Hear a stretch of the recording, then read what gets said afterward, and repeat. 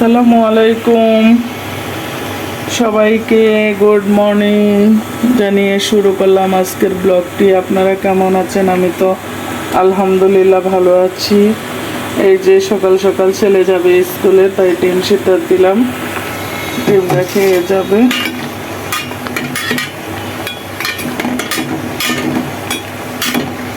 আর ওই দেখেন বাহিরের ওয়েদার একদম মেঘলা মেঘলা, বৃষ্টি হবে হয়তোবা।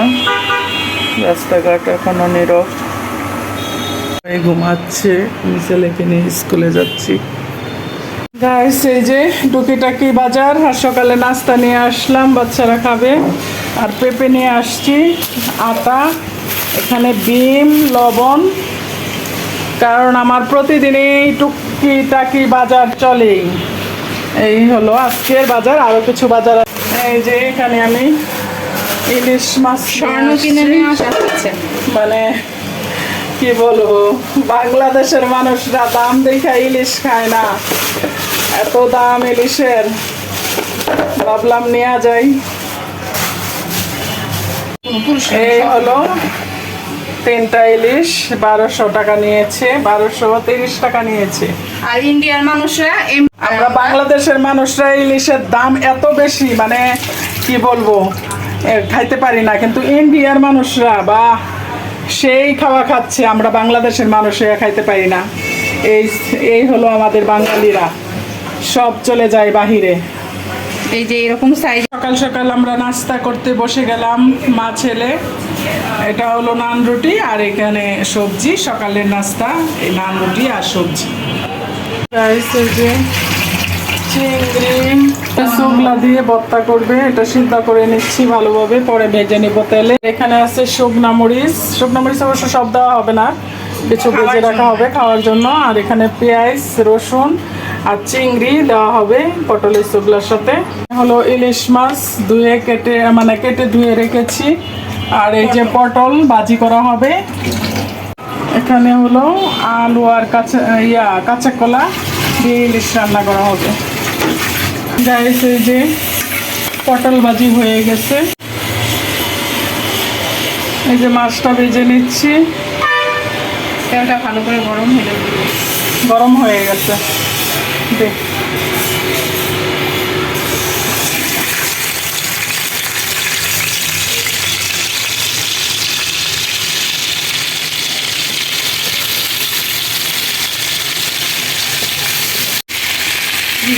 মাছগুলি ভেজে নিচ্ছি।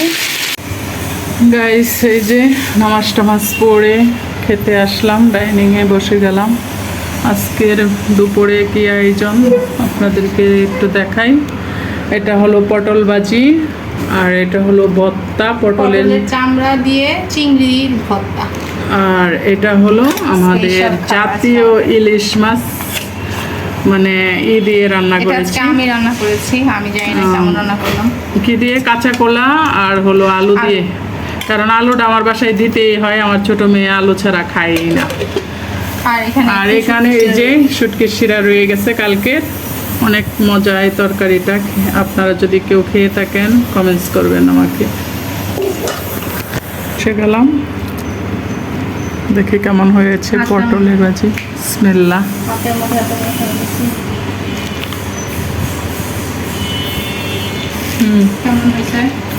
কিন্তু লবণ কম হয়েছে।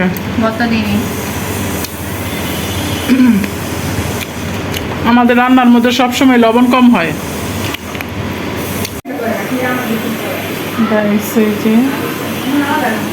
মেয়ের বান্ধবী পুরি নিয়ে আসছে বাসায়। গাইস, ওই যে দেখতে পাচ্ছেন কিনা জানি না, এই দেখেন ছাদের উপরে গাছের মধ্যে আম জোড়ো, অনেক আম ছিল, কালকে পেরে নিয়েছি। আপনাদেরকে দেখাবো করে আর দেখাইতে পারলাম না, এত সুন্দর হয়ে মানে আমগুলি পেকেছিল। এই যে এখন আরো কয়টা রয়ে গেছে। বিকালবেলা আমি এখন জানালার পাশে বসে বসে দেখতেছি, বৃষ্টি পড়তেছে আবার থামতেছে, এই অবস্থা। আর এই যে দেখেন আকাশের অবস্থা একদম মেঘলা মেঘলা দিন।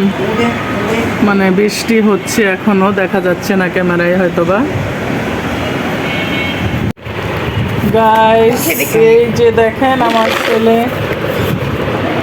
ড্রয়িং করেছে, স্কুলে কালকে তার ড্রয়িং আছে, তাই বাসা থেকে আর্ট করে নিয়ে যেতে বলছে। কেমন হয়েছে কমেন্টস করে জানাবেন।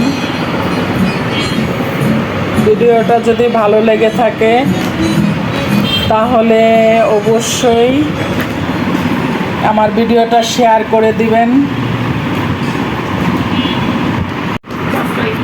আমার ভিডিওটা যদি আপনাদের ভালো লেগে থাকে তাহলে লাইক, কমেন্ট, শেয়ার করে দিবেন এবং সাবস্ক্রাইব করে দেবেন, আর আমার পাশে থাকবেন। আর আপনারা কেমন ভিডিও চান অবশ্যই আমাকে কমেন্টসে জানাবেন। ভালো থাকবেন, সুস্থ থাকবেন। আল্লাহ হাফেজ।